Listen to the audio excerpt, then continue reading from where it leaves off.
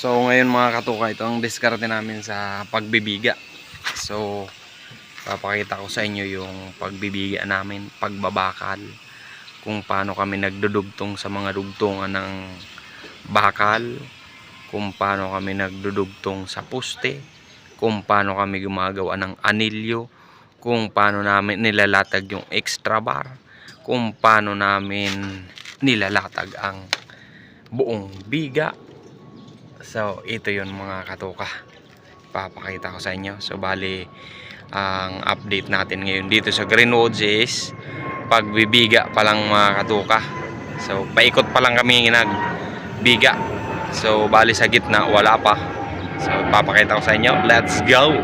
So ngayon ipapakita ko sa inyo mga katuka kung paano kami nag-umpisa pagbiga. Ayan, kung mapapansin nyo, naka bakal na yan lahat, paikot. So ngayon mga katoka, kumuha muna ako sa flooring ng galing flooring, yung pinaka finish ng flooring papunta sa taas is 3 meters. So ngayon yung 3 meters na yon, yun yung pinaka flooring ng second floor.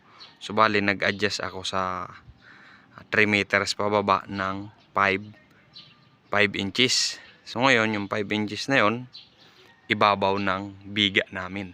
So kung mapapansin nyo, ayan, may tansi na yan mga katuka, paikot. So bali ito yung 5 inches galing sa 3 meters. So ngayon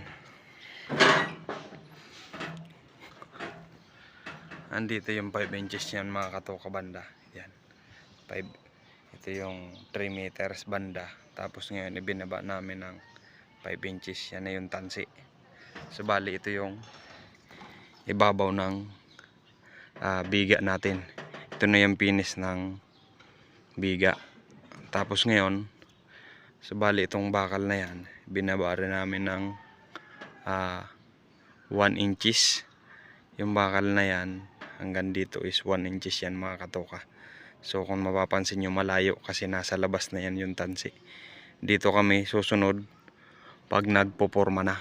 Bali paikot na yan mga katoka. Ayan, kung mapapansin nyo, yan, may tansi na yan hanggang dun, hanggang dun.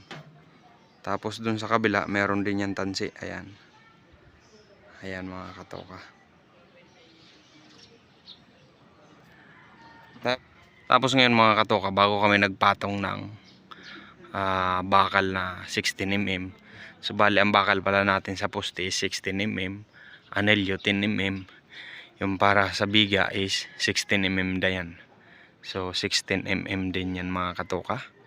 Tapos ngayon kailangan, bago kami maglatag ng 16mm, so medyo siksik yung ating anilyo dito sa baba. Parang ganun yan mga katoka. Ayan. So kung mapapansin nyo, dalawa lang kasi yung buhos natin is malapit na sa biga. Tapos ngayon mga katoka, pag malayo sa biga, sinisiksik namin yan ng bakal. Ayan, parang ganyan. Tapos ngayon, yung dugtungan natin ng poste is nag-offset kami dyan. So kailangan naka-offset yung dugtungan natin mga katoka, para yung bakal natin is diretso pa rin. Tulad nito mga katoka. Ayan, naka-offset yan. So sa pagdudugtong naman ng bakal mga katoka, ganun din, kailangan naka-offset. Ayan, naka-offset din yan mga katoka, para itong bakal na to, ayan, bakal na yan, tuloy-tuloy yan papunta ron. So bali kung mapapansin nyo, mga katoka is itong bakal na yan, dire-diretso yan. So ito yung in-offset natin. Dito tayo nag-offset sa baba. So ito yung dulo ng dugtong. So bali pumantay lang yung dugtong natin dito. So hindi pa rin magbabago yon, sukat na yan mga katoka. So ito muna yung update sa Greenwoods project. So bali nagbibiga pa lang kami. Ayan, kung mapapansin nyo mga katoka. So bali ito yung area na to. Sa second floor is sa girls bedroom. Tapos ito master bedroom, ito yung sa second floor. So bali sa baba is walang kwarto yan. Tapos dito kitchen, living and dining mga katoka. Tapos ngayon open lang yan hanggang taas. So bali rito magkakaroon pa tayo ng biga papunta ron. Tapos dito papunta ron biga. Tapos ito galing dito papunta ron. Walang biga yan mga katoka, naka-open lang yan. So yan muna yung update natin sa Greenwoods project mga katoka.